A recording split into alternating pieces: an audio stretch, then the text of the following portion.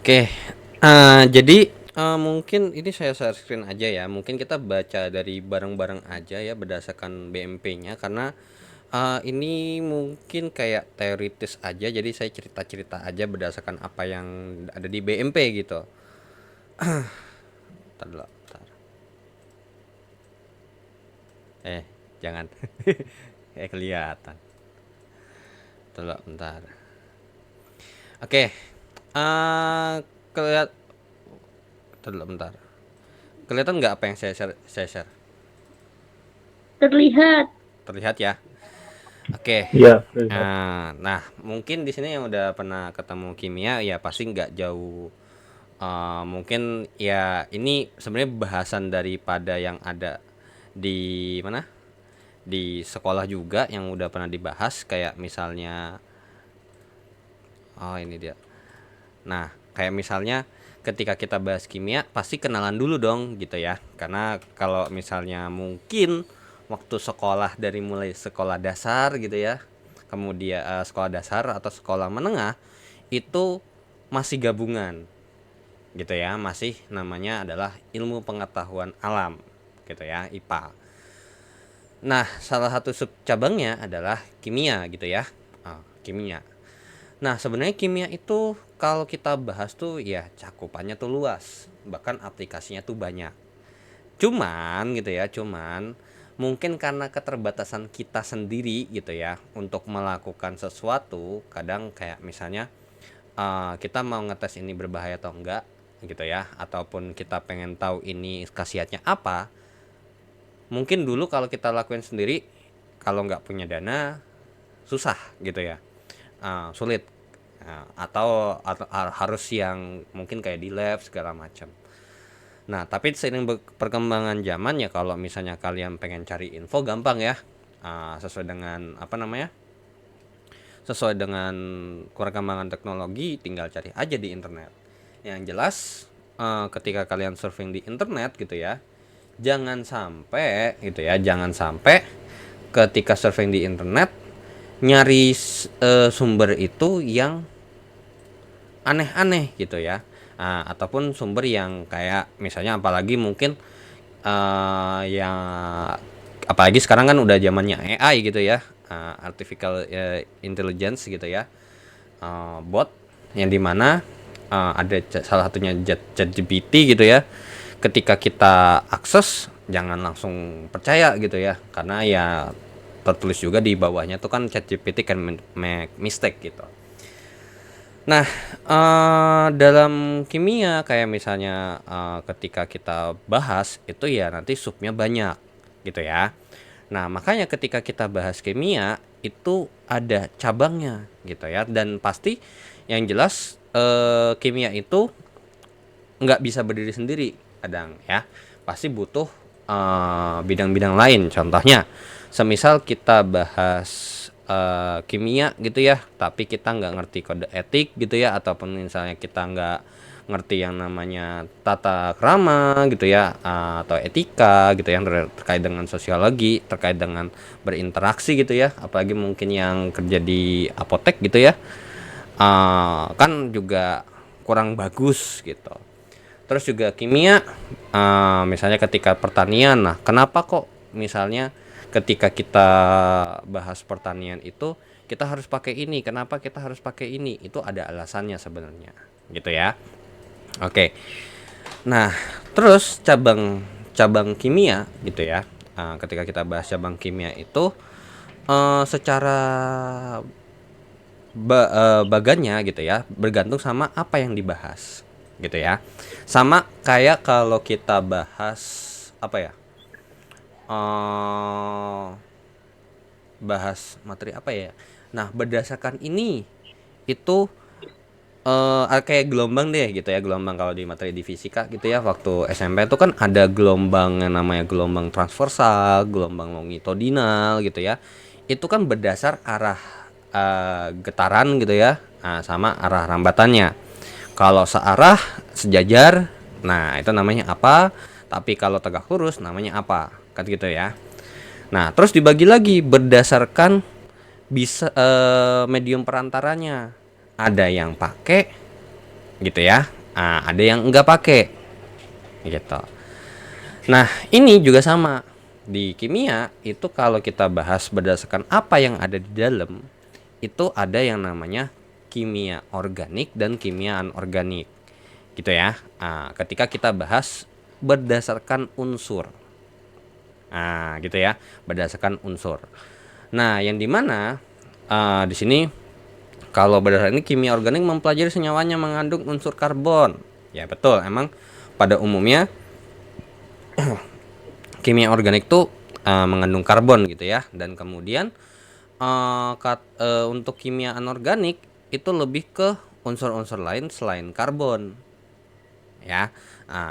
Yang biasanya kalau untuk anorganik itu kentalnya ya kayak misalnya unsur-unsur logam gitu ya. Yang kemudian juga ada unsur logam sama non logam gitu. Nah, kalau misalnya untuk organik itu biasanya secara umum itu bahasnya adalah non logam gitu ya, semuanya non logam, tapi dengan syarat yang biasanya tuh ada mengandung unsur karbon. Yang kalau mungkin dimakan gitu ya kayak glukosa itu mengandung unsur karbon. Terus abis itu karbon monoksida, karbon dioksida gitu. Nah, itu berdasarkan sih unsur yang di dalamnya. Nah, tapi kalau berdasarkan apa yang dibahas atau bidangnya gitu ya. Nah, kimia itu terbagi menjadi contohnya adalah terkait dengan kimia analisis. Kimia analitik gitu ya. Yang dimana ini kimia yang tujuannya biasanya untuk menganalisis gitu ya, baik analisis kuantitatif ataupun analisis kualitatif. Yang biasanya kalau misalnya mungkin kalau di sekolah menengah sebenarnya kimia analitik itu juga udah mulai ada sebenarnya, tapi analisisnya biasanya kualitatif. Contohnya mungkin cuman ini biasanya ada di biologi kalau dulu. Biasanya uji makanan yang ada uji karbohidrat gitu ya. Ada uji uji karbohidrat kan banyak tuh ya kan. Ada uji glukosa, ada uji apa lagi gitu ya. Terus kemudian juga protein gitu ya. Ada uji asam amino ya kan, pakai reagen apa gitu ya, dan hasilnya harusnya apa. Nah, terus abis itu ada lagi kimia yang dimana kimianya campur sama biologi. Gitu ya. Kimia campur sama biologi yang biasanya namanya adalah biokimia gitu ya. Yang dimana ya kayak misalnya ini berarti biologi, kita bahas biologi yang dimana ada campuran sama kimianya. Yang kalau misalnya di biologi kan ada DNA, RNA tuh ya. Nah, itu kan ada senyawa kimianya ya. Bentuknya helix ataupun rantai lurus dan lain sebagainya. Kemudian dan lain sebagainya itu ya itu masuk ke biokimia. Nah, kemudian ada kimia fisik ya, kimia campur ini fisika gitu ya, kimia fisika. Yang dimana biasanya kan kalau mungkin pernah bahas termodinamika gitu ya, atau bahas apa sih namanya, laju reaksi gitu ya, laju reaksi termokimia itu sebenarnya adalah kimia yang ada kaitannya dengan fisika gitu ya. Terus kemudian kimia sama geo gitu ya, geokimia. Kemudian kimia yang bahas secara spesifik terkait dengan radioaktif gitu ya. Itu radiokimia gitu. Nah, ini nih contoh untuk kimia analitik gitu ya, adalah mengidentifikasi polutan pada udara dan air. Tes gitu ya, tes obat-obatan ya, sama kayak kalau tes narkoba gitu ya, ataupun tes ini gitu. Terus ini kayak biokimia tuh yang komposisi dan fungsi hormon gitu ya. Nah, yang ini nih tuh, oke. Nah, sebenarnya ini mungkin kalau cara mempelajari kimia gitu ya. Yang jelas kalau bisa gini ya, ini sebenarnya berlaku untuk mata kuliah lain gitu ya. Kalau bisa emang misal dalam modul dalam materi yang satu dengan materi yang lain, di mana materi itu berbeda, kalau semisal ada hubungannya harus belajar hubungin sebenarnya gitu ya, harus belajar menghubungkan. Ya contohnya kalau apalagi paling enak tuh kayak misalnya kita belajar sejarah gitu ya. Nah, kalau belajar sejarah kan kalau kita bahas materinya ini sendiri, materinya ini sendiri, materinya ini sendiri, kalau nggak dikaitin satu sama lain, ya sama aja menganggap bahwasanya satu materi satu dengan materi yang lain itu adalah dua materi yang berbeda dan tidak ada sangkut pautnya. Padahal sebenarnya itu adalah materi yang mungkin berlanjut terus menerus. Ataupun mungkin dikaitkan dengan materi sebelumnya tapi dibahas dalam bentuk yang lain. Seperti itu ya. Nah, terus yang jelas jangan apalagi kalau kimia ketika kita bahas secara teoritis ataupun hitungan, ya mungkin harus disesuaikan juga dengan kemampuan masing-masing gitu ya. Karena mungkin ada yang cuman sekali belajar bisa. Tapi alangkah baiknya ya ulang terus menerus gitu ya. Apa namanya, dicoba terus menerus gitu ya, kayak apalagi kalau misalnya untuk hitungan tuh ya, mungkin kalau misalnya ini kadang suka lupa rumus lah gitu kan ya, padahal rumus dasarnya tuh nggak susah gitu. Nah kemudian dilanjutkan lagi, dilanjutkan lagi, dilanjutkan lagi gitu. Nah cuman kalau di BMP ini cuman disarankan kalau bisa emang punya buku sendiri gitu ya, maksudnya buku, karena gini, untuk BMP, untuk di BMP UT ini itu tidaklah ibarat kata tuh kalau misalnya mungkin di buku sekolah, kalau zaman saya tuh ada buku penerbit Erlangga gitu ya. Itu tebel tuh bukunya. Sedangkan penerbit yang lain bukunya tipis, lebih tipis daripada buku Erlangga. Nah, ternyata pas dibandingin materi yang disampaikan itu lebih rinci dan lebih banyak di Erlangga gitu misalnya. Nah sedangkan di yang lain lebih tipis karena materinya itu nggak full gitu. Jadi kayak cuman sekedar ya udah kurang lebih seperti ini sih gitu ya. Oke. Nah kemudian kalau kita lanjutkan lagi terkait dengan di sini ada pengerjaan kimia gitu ya, yang dimana sebenarnya ini lebih ke apa sih namanya, uh, mungkin lebih ke percobaan gitu ya. uh, karena apa sih namanya, kalau ketika kita bahas pengerjaan kimia cuman kayak ngerjain soal ya cuman tinggal kalian harus baca soal gitu ya, yang sebenarnya juga itu ujungnya pertama adalah observasi dulu gitu ya, kita harus mengamati soalnya seperti apa sih, apa yang dibahas, apa yang dibutuhkan gitu ya. Nah kemudian barulah kita kerjakan sesuai dengan apa yang diketahui dan apa yang diminta dalam soal gitu ya. Oh ternyata ini soalnya nih gambarannya kurang lebih seperti ini nih gitu.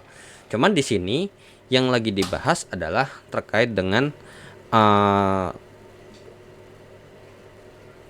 percobaan gitu ya, dimana yang pertama ya kita observe dulu, kita lihat dulu gitu ya, kita amati. Oh ternyata ketika kita amati melalui percobaan, oh ada perubahan suhu, perubahan warna, terbentuknya endapan, yang dimana itu biasanya perubahan-perubahan apa namanya, perubahan secara kimia gitu ya, walaupun emang ada secara fisikanya juga ada ya kan terkait dengan suhu, tapi biasanya di situ kan ada, oh ternyata ketika saya reaksikan ini dengan ini suhunya naik gitu ya, ataupun suhunya turun. Nah kemudian oh si ternyata pembentukan endapan nih, oh ternyata gambarannya kurang lebih seperti ini secara umum, oh ternyata begini loh, kemudian kita interpretasikan, oh ternyata yang tadi itu karena begini, yang dimana ketika kita mau interpretasi kita butuh yang namanya hasil pengamatan, yang nanti dimana ini sebenarnya adalah membuat kesimpulan gitu ya gitu. Nah terus ini terkait dengan definisi dasar gitu ya.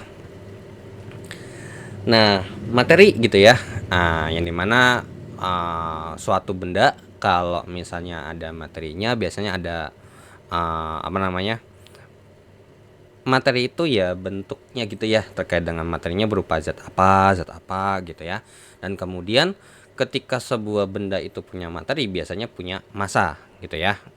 Punya massa, dan dimana ketika benda itu mempunyai massa dan ada di wilayah percepatan gravitasi tertentu atau ada di medan gravitasi gitu ya, maka akan mempunyai berat.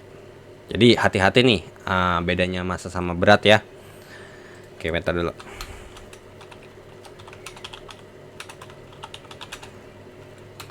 Bentar ya, saya ke kamar mandi dulu ya, bentar ya, sorry.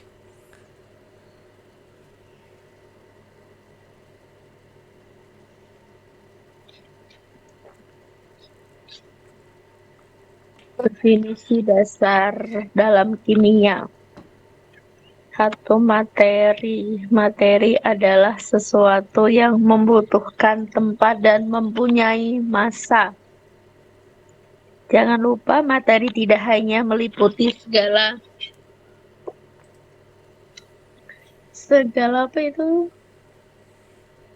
sesuatu yang dapat dilihat dan dipegang, air, tanah, dan pohon, tetapi juga sesuatu yang Oke. tidak dapat dilihat atau Ya. dipegang.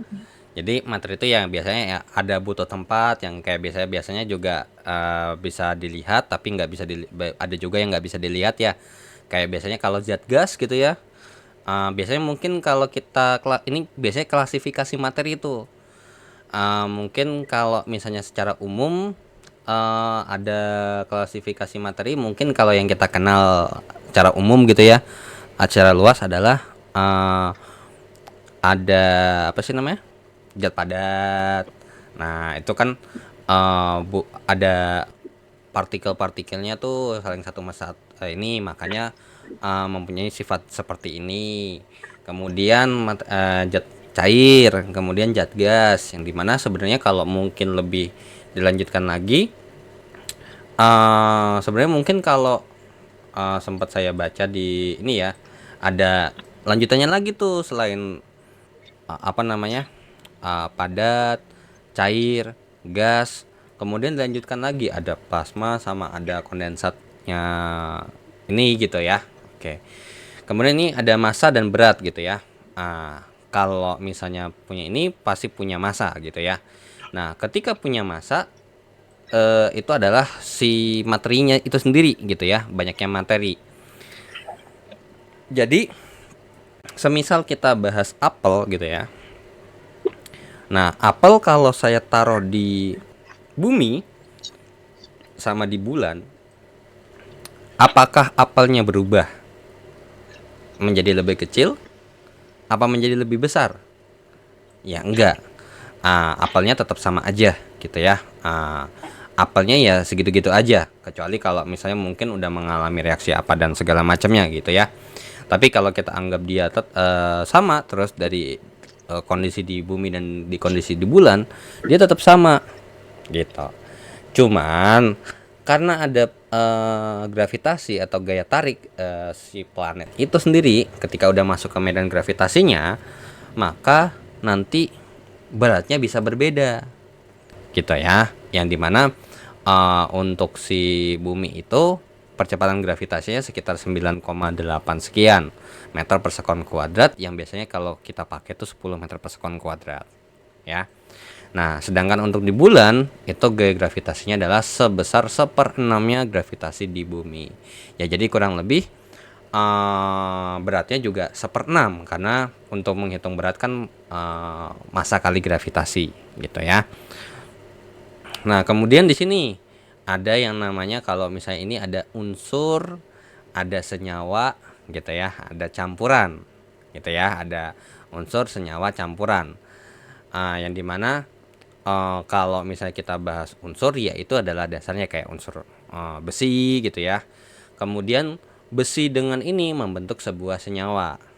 Nah, di mana senyawa ini itu terbagi membentuk molekul gitu ya. Nah, di mana molekulnya ini, molekul itu ada dua, ada molekul unsur gitu ya, ada molekul senyawa. Molekul unsur tuh contohnya kayak H2 hidrogen gitu ya. Kemudian ada gas nitrogen, itu adalah molekul unsur.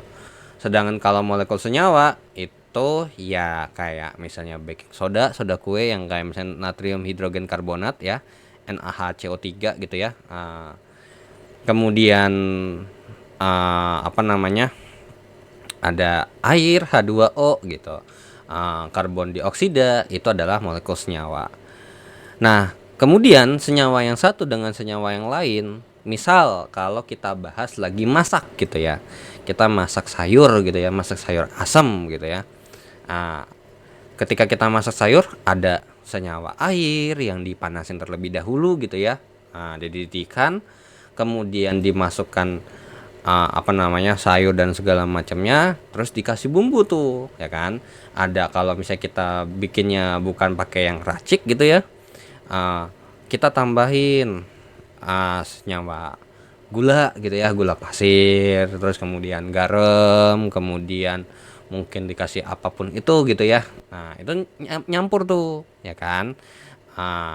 Oke, jadi itu adalah campuran gitu ya, yang dimana beda takaran itu bisa beda rasa gitu ya. Kayak misalnya mungkin ketika pakai asam, asamnya mungkin airnya seberapa tapi asamnya sedikit, asamnya kurang berasa. Ataupun airnya sedikit tapi asamnya kebanyakan jadi terlalu asam gitu ya. Nah, makanya kenapa si campuran ini sebenarnya adalah komposisinya nggak konstan. Makanya kayak tadi, ketika kita mencampur A, ini bisa hasilnya berbeda satu sama lain, gitu ya. Begitu juga kalau kita bahas ya kayak misalnya di udara, itu ada campurannya kan, ada campuran gas ini, gas ini, gas ini, ada partikel ini, yang dimana kalau kita bahas semakin tinggi konsentrasi si ininya, polutannya misalnya, maka nanti warnanya jadi ya mungkin kalau misalnya kayak asam motor gitu ya, warnanya jadi putih abu-abu. Nah kalau semakin tinggi lagi gitu jadinya warna hitam dan lain sebagainya gitu ya.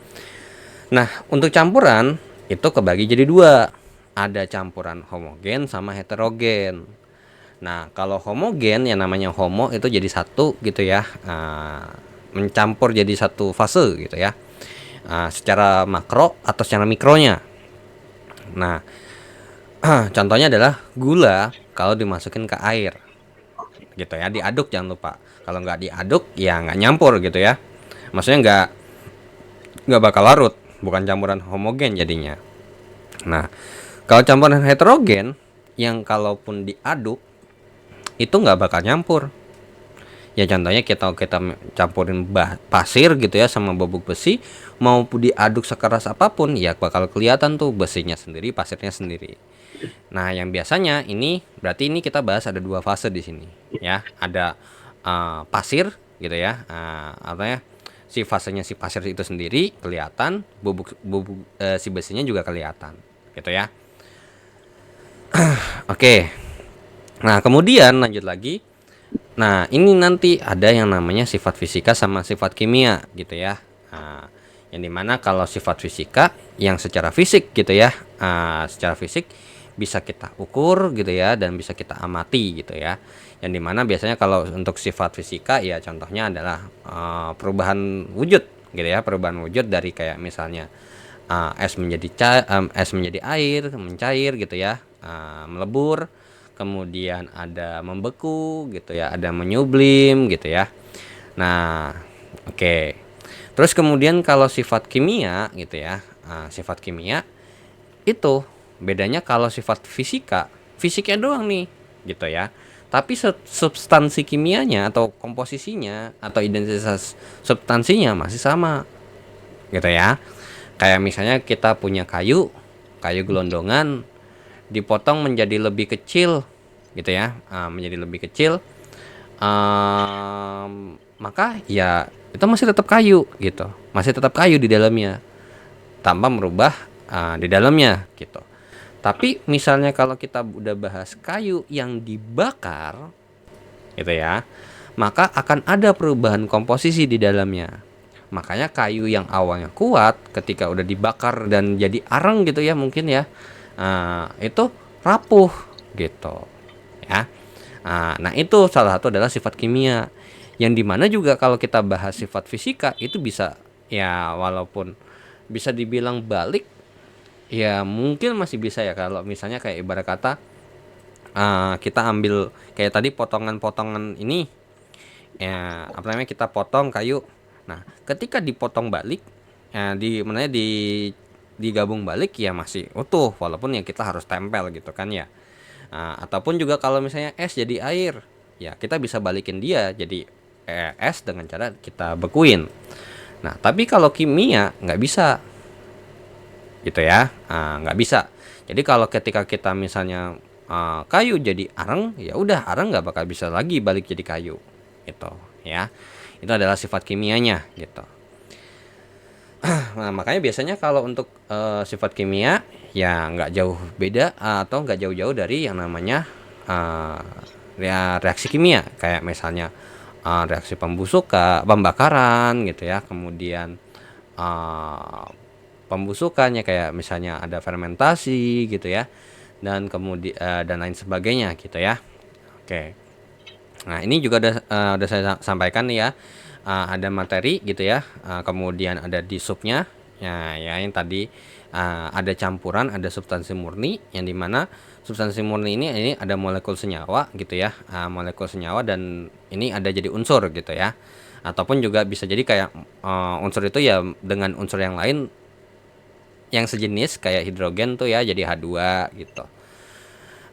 Nah, kemudian ini campuran secara ininya dipisahkan dengan metode fisika, bisa jadi substansi ini. Tapi kalau untuk senyawa, kalau kita mau pisah ke bawah ke sub-subnya gitu, maka dipisahkan dengan metode kimia. Nah, kemudian untuk campuran sendiri itu kebagi jadi dua, yang tadi ya, ada homogen dan ada heterogen. Yang biasanya ini kalau mungkin di ini bisa kita kenal yang ada larutan gitu ya, ini larutan. Kemudian ini ada koloid, ada suspensi gitu ya. Nah, oke. Terus abis itu ini yang tadi misalnya campuran, kayak misalnya kita punya campuran yang mungkin lebih dikatakan apa sih namanya? eh apa namanya, besi sama pasir, itu bisa kita pisahkan gitu ya, menjadi besi sendiri, pasir sendiri, dengan cara kita saring gitu ya. Karena kan partikel partikel pasir sama serbuk besi itu berbeda gitu ya.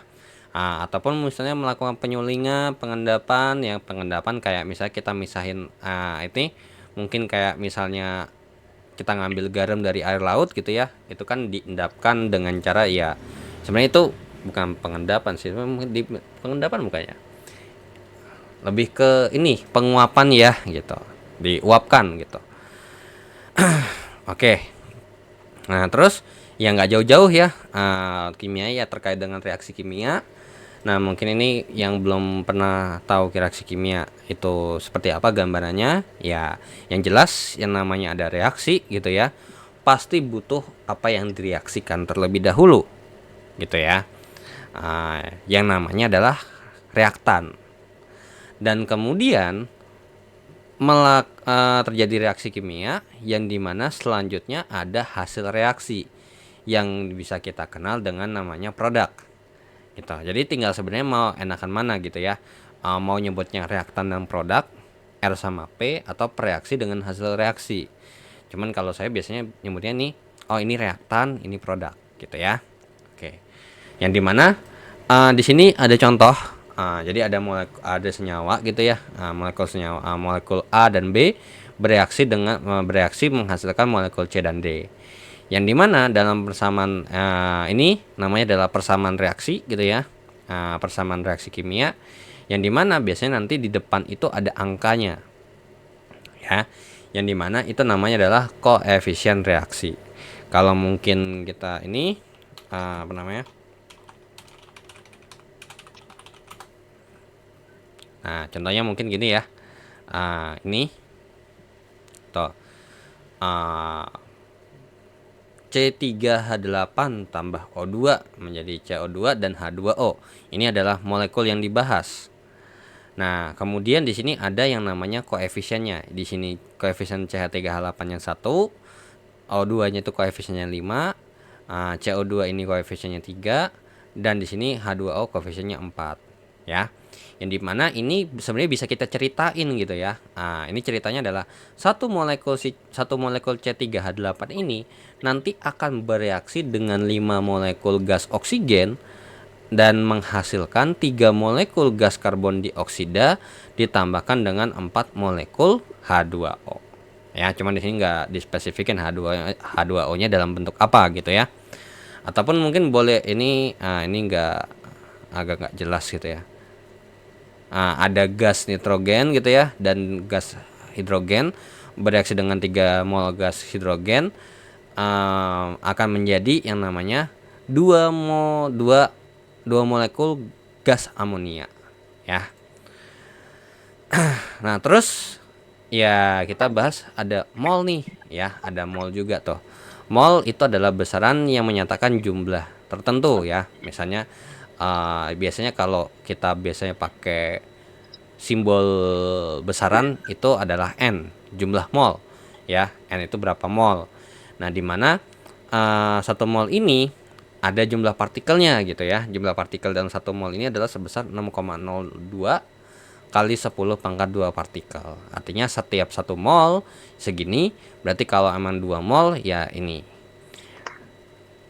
Tuh. Nah, terus ini ada terkait dengan rumus kimia. Nah, nanti rumus kimia tuh ada rumus senyawa gitu ya. Nah, rumus senyawa yang dimana nanti ada ada rumus senyawa yang dimana nanti ada rumus empiris dan ada rumus molekul gitu ya. Oke. Nah, terus di sini terkait dengan satuan pengukuran ya, ini beda sama fisika. Kalau fisika kan biasanya lebih dikenal gitu ya dengan wajib satuan internasional gitu ya. Karena biasanya karena emang apa sih namanya? Contoh kalau misalnya kayak kita bahas berat gitu ya, atau gaya deh, gaya satuannya Newton. Nah, Newton itu satuan sistem internasional.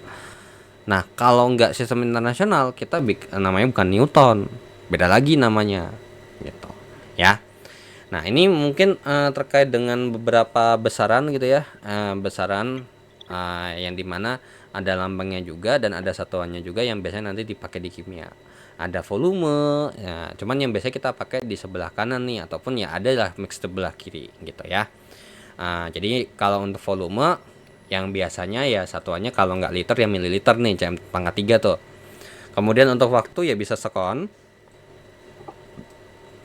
Kalau untuk massa biasanya gram gitu ya. Karena kalau kita secara umum ya kita kalau misalnya masak yang kalau misalnya konteksnya sedikit tuh ya kan nggak bakal nyampe beberapa kilogram gitu ya, biasanya gram. Kemudian satuan energi gitu ya, kemudian muatan ya, tekanan satuannya ini bla bla sampai jumlah molekul yang dimana satuannya itu adalah ya emang nggak ada. Ya misalnya 7 jumlah molekul ya berapa molekul gitu ya, misalnya 5 5 kali 10 pangkat 2 6,02 kali 10 pangkat 23 partikel gitu. Apa unsur gitu ya, molekul unsur atau molekul senyawa gitu. Oke, sampai sini ada yang mau ditanyakan? Silakan bagi teman-teman yang mau bertanya. Sebenarnya ini masih awal sih ya. Untuk tes formatifnya nggak usah dibahas kan Mas, di YouTube-nya Mas Heri yang satunya kan ada pembahasan tersendiri. Iya, ini ada pembahasan sendiri. Jadi kalau misalnya gini, kalian kalau emang untuk yang Kimde ini, kalau dirasa untuk cross check, misalnya kan gini, ini ada pilihan ada KJ-nya biasa di tiap modul tuh, kayak gini nih. Nah, gitu nih. Nah, kalian kalau udah Nah, cek di jangan sini, percaya sepenuhnya pada kunci jawaban tes formatif ya. ya, nah kalau misalnya Karena udah, ada yang nggak iya, sesuai. soalnya kadang ada yang nggak sesuai sama kayak buku saya pernah pakai juga, kadang suka begitu. Nah, mungkin boleh di cross check tuh. Mungkin kalau emang penasaran boleh dicek di channel YouTube saya gitu ya. Nah, jadi nanti coba di cross check dan nanti oke, bentar ya. Nah, misalnya kalau ketika kita bahas misalnya nih nomor ini nih. Ternyata jawabannya kenapa nggak ini kenapa ini gitu. Mungkin ada penjelasannya tersendiri ataupun mungkin bisa cari beberapa sumber gitu ya, sumber lain untuk menguatkan jawaban gitu. Oke, tadi dulu. Dan masih bingung soal substansi murni. Wait, tadi dulu. Mana?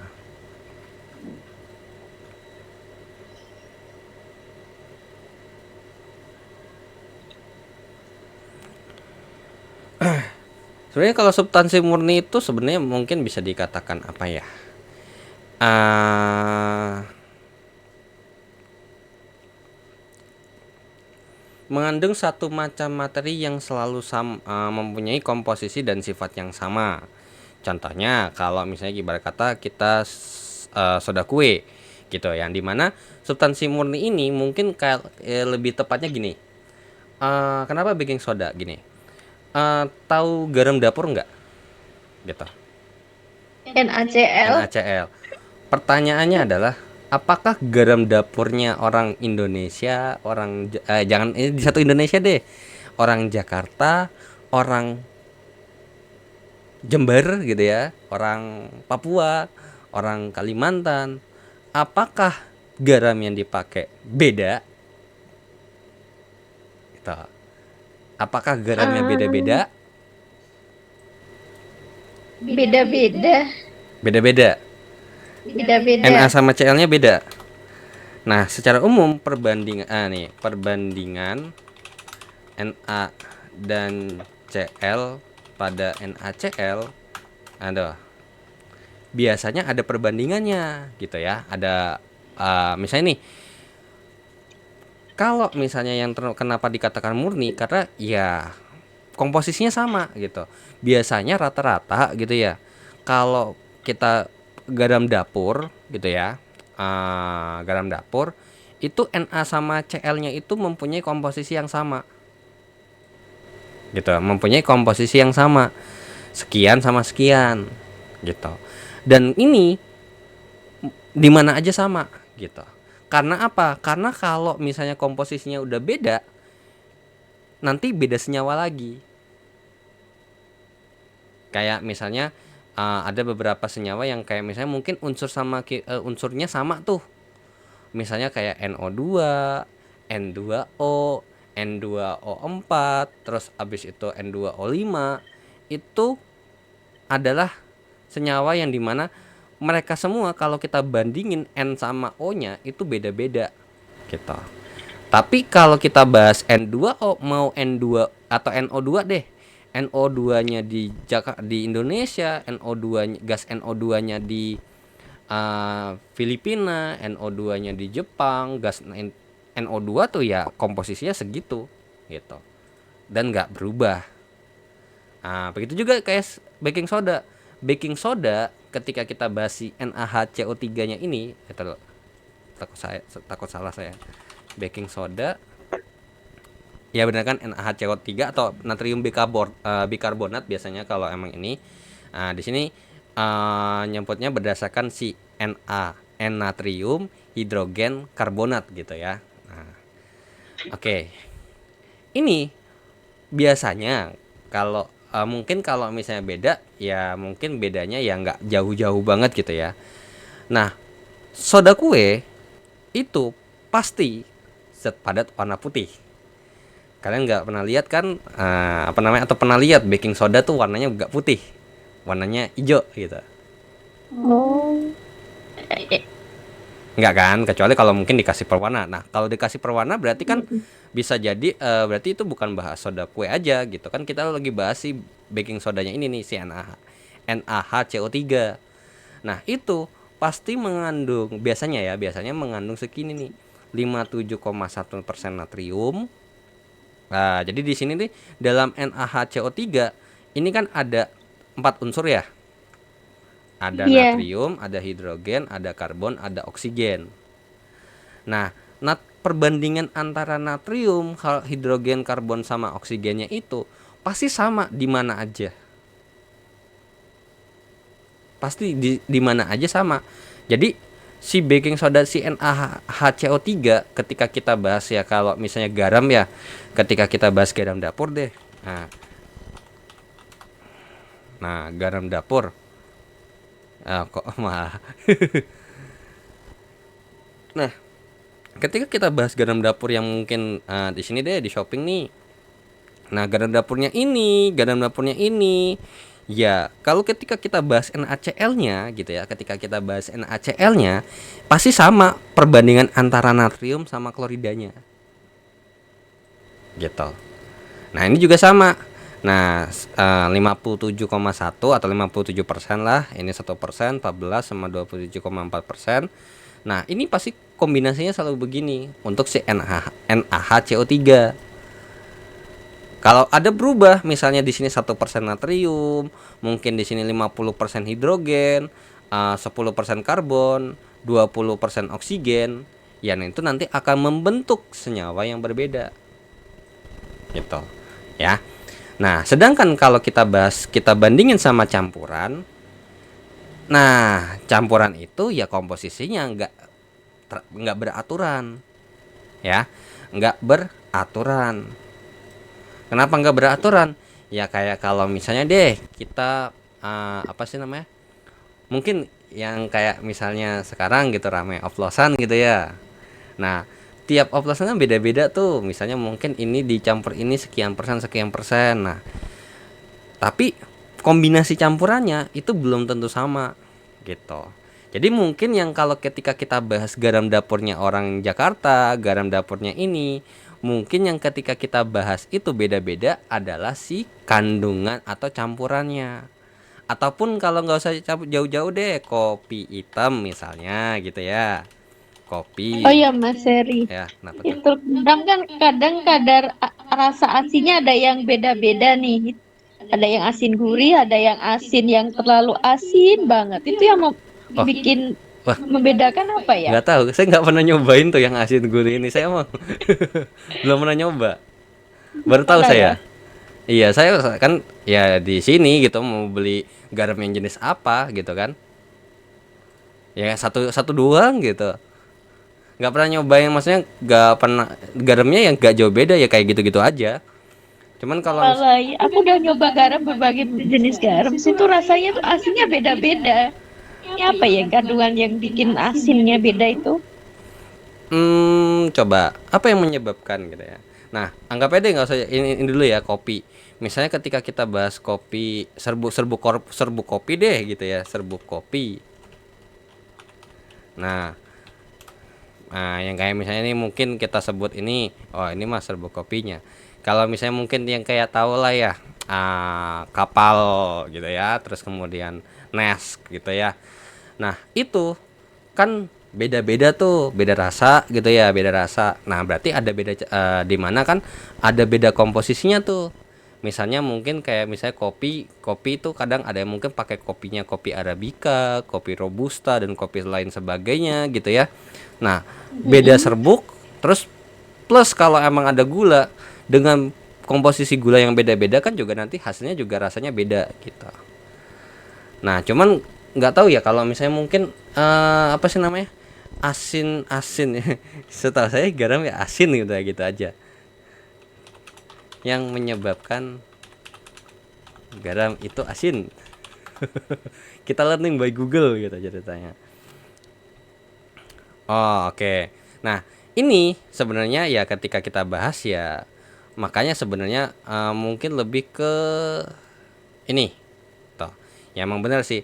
Biasanya rata-rata kalau yang asin atau yang gurih biasanya pasti ada mengandung ion natrium ya biasanya.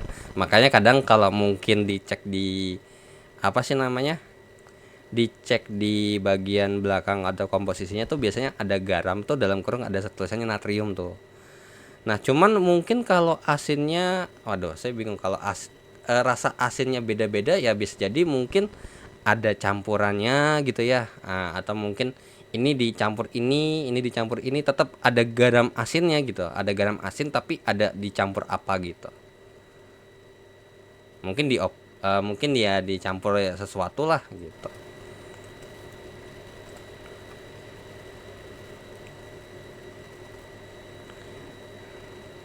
Itulah. Eh, ini kok gambarnya nggak bisa di apa open match in a new tab. Oke, jadi Ah, kecil. ya kadang suka gitu. Ini makanya kan kadang lihat dulu resolusinya. Kadang resolusinya tuh gak, kadang suka nggak ini.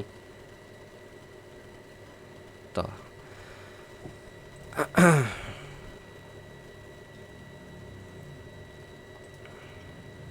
Soalnya kan ketika kita bahas garam dapur itu kan juga ada pasti lewat dari beberapa proses gitu ya kan, kita juga nggak tahu gitu. Cuman yang jelas kalau kita bahas NaCl-nya sendiri gitu ya, ya udah pasti komposisi Na sama Cl-nya tuh ya kurang lebih segitu. Palingan ya kalau ini 2 kali lipat ya nanti ini ikut 2 kali lipat, 2 kali lipat, 2 kali lipat gitu. Oke, mungkin bisa terjawab ya tadi yang nanya. Eh, ini Mas Alfian ya gitu ya panggilnya. Oke. Gimana kira-kira terjawab nggak? Atau mungkin masih kurang jelas?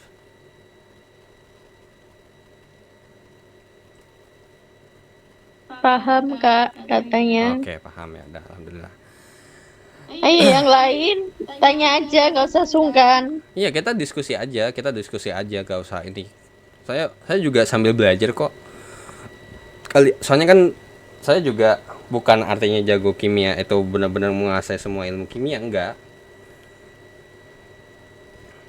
Sebelum sebelum ini loh, nanti ketemu ketemu banyak kimia kalau di teknologi pangan. Ini baru permulaan. Oke. Mungkin lanjut bentar ya, udah jam 10.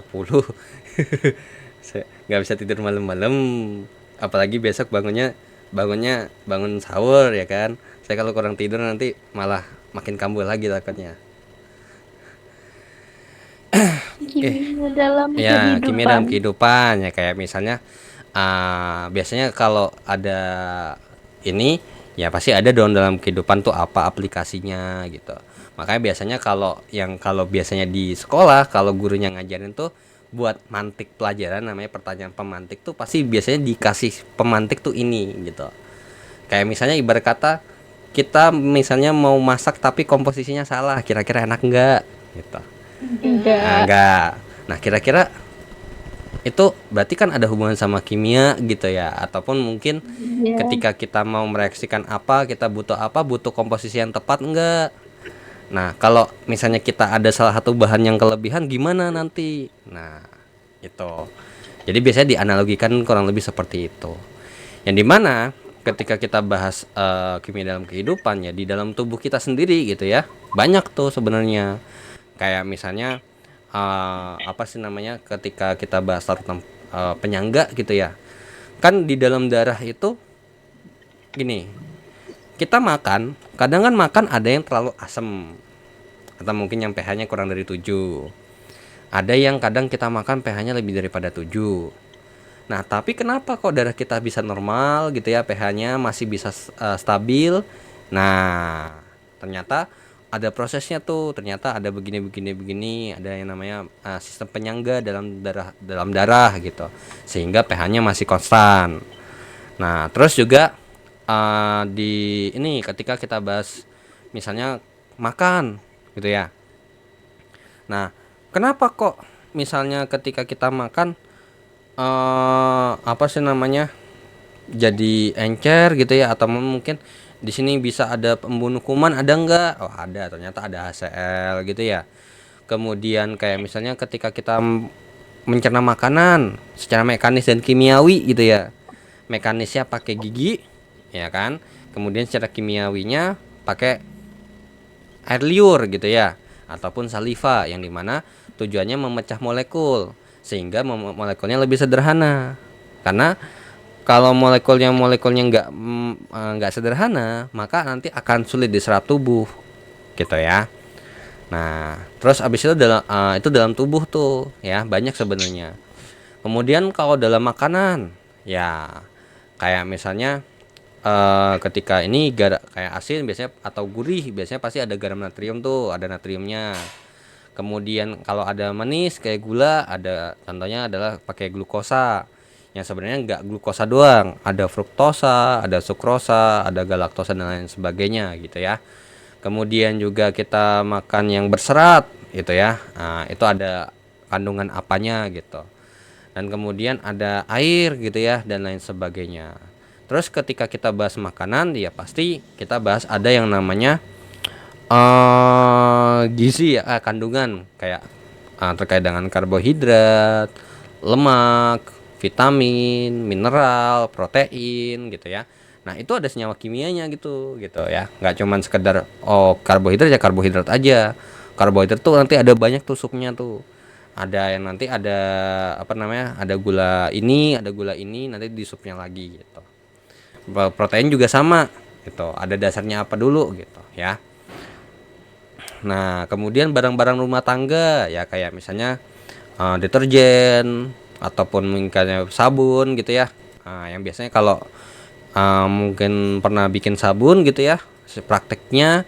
Nah, itu kan ada pakai apa namanya?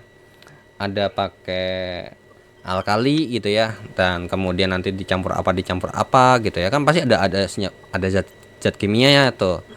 Nah, terus pestisida ataupun mungkin racun tikus gitu ya, ataupun yang lain sebagainya gitu ya, yang dimana ada tujuannya ya kan, tujuannya tuh ini gitu ya. Oke, terus dalam kosmetik ya, kalau mungkin dulu pernah dengar kasus yang namanya ada merkuri itu, yang bahaya buat apa namanya kulit. Sebenarnya bukan kulitnya sih, lebih tepatnya merkuri kalau sampai keserap di dalam peredaran darah itu bahaya gitu ya. Nah, terus misalnya ketika kita bikin kosmetik ada bahannya apa gitu ya. Nah, gitu. Kemudian industri kertas juga sama, pasti ada bahan-bahan yang dimasukin gitu ya. Untuk kayak misalnya untuk ngencerin gitu ya, atau untuk menyatu gitu ya. Nah, terus minyak bumi gitu ya. Minyak bumi, ketika kita bahas minyak bumi tuh kayak ada sub-subnya gitu ya. Ada apa namanya, minyak bumi itu dari paling atas, yang ini biasanya rantai minyak bumi ini ada hubungannya dengan hidrokarbon, yang biasanya kalau mungkin dulu materinya di sekolah menengah gitu ya, sekolah menengah yang mungkin sekolah menengahnya mungkin Kurtilas gitu ya, ataupun KTSP, biasanya hidrokarbon tuh nanti setelahnya langsung ke minyak bumi gitu. Yang karena apa, minyak bumi itu biasanya untuk bahan bakar gas itu biasanya karbonnya cuma 1 sampai 4. Kalau karbonnya sekian sampai sekian tuh nanti tujuannya untuk diesel gitu ya. Kemudian C sekian nanti buat bahan bakar pesawat terbang gitu ya. Kemudian ada lagi sampai paling residu, biasanya ada aspal tuh. Nah, itu ada mengandung senyawa karbon gitu. Kemudian industri plastik yang biasanya mungkin kita kenal dengan yang namanya PVC gitu ya, polyvinyl klorida. Yang ini dimana ini adalah polimer, monomernya adalah vinyl klorida gitu ya. Terus habis itu ada ini banyak lah intinya, kayak misalnya ini terkait dengan apa namanya, aplikasi kimia dalam kehidupan sehari-hari itu banyak sebenarnya gitu. Cuman mungkin kitanya aja nggak ngeh gitu ya, ataupun ya kayak kayak fisika juga sama gitu. Fisika ada dalam kehidupan sehari-hari, cuman mungkin kitanya aja nggak ngeh. Atau kita ngeh tapi kita bingung. Misalnya ini apakah ada hitungannya dan lain sebagainya, apakah cuma sekedar teori-teori aja gitu ya. Tuh. Oke, sampai sini ada yang mau ditanya dulu nggak?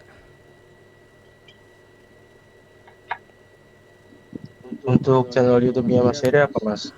Masuk grup Kimdas sama Kimia Organik nggak? Masuk, Mas. Masuk. Oh ya udah. Cek di deskripsi. Ada di Ada di deskripsi. deskripsi Ya, grup, ada di tinggal deskripsi klik grup aja. ya. Ada di deskripsi Terima grup kasih, ya, Mas. tenang aja, saya taruh di situ biar apa namanya, biar nggak ribet nyarinya, karena udah saya share, udah saya apa namanya, saya share link playlistnya, karena playlistnya cukup banyak daripada kalian nyari satu-satu gitu ya. Ada matkul apa atau materi apa gitu ya, karena saya ada agak random juga tuh isinya. Nah, itu daripada capek gitu ya nyari satu-satu, ya udah tinggal di ini aja, tinggal saya apa namanya, udah saya cantumin kok ya. Oke. Ada lagi? Kalau emang nggak ada, mungkin bisa kita tutup aja karena udah rada malam juga. Saya minta aja kemarin ke Mbak Wati ini sebenarnya ada alasannya gitu ya. Karena biasanya biasanya malah jam 10 ya Mbak ya. Ya biasanya Iya. jam 10. Nah sekarang nggak bisa malam-malam gitu ya karena mungkin satu udah apa namanya dari awal tuh udah terlalu ngepush gitu ya, udah terlalu capek gitu karena dari zaman kuliah tuh begadang terus karena nggak bisa nggak begadang karena belajar segala macam jadinya harus ya sempat kemarin istirahat berapa hari gitu ya. Ya udah makanya nggak bisa malam-malam gitu. Walaupun emang ini ya paling paling malam tidur jam 12 sudah harus tidur gitu. Karena kalau udah lewat dari itu ya udah mulai lagi. Soalnya kalau misalnya kita ini kelar jam setengah 12 saya nungguin upload gitu kadang selesai jam 1 jam setengah 2 gitu kan. Oke, ada lagi yang ingin ditanya nggak apa-apa, mungkin masih ada waktu lagi dikit.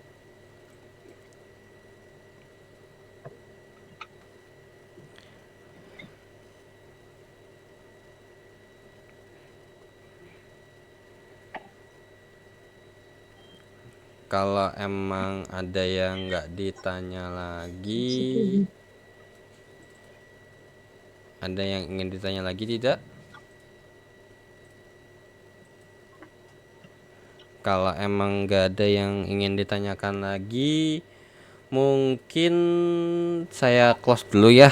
Eh, jadi mungkin gini, sekedar info karena kan saya ngurangin hari ngajar ya kan, jadi nggak bisa 1 minggu itu full gitu. Jadi mungkin ini bakal di rolling gitu ya, di rolling. Jadi mungkin minggu depan belum kimia lagi, jadi kimianya mungkin masih kemungkinan 2 minggu lagi gitu ya. Oke, so dengan begitu jika ada yang nggak ada ditanyakan lagi, ya kenapa? Ada yang mau ditanya? Oke. Kalau emang nggak ada yang mau ditanyakan lagi, mungkin saya ucapkan terima kasih ya yang udah mungkin join dari awal gitu ya. Uh, Sampai akhir ataupun mungkin yang join di pertengahan ataupun mungkin yang out udah di akhir gitu ya. Karena ada urusan tertentu. Dan dengan begitu saya ucapkan terima kasih. Selamat malam, selamat beristirahat. Wassalamualaikum warahmatullahi wabarakatuh. Waalaikumsalam Waalaikumsalam. warahmatullahi wabarakatuh.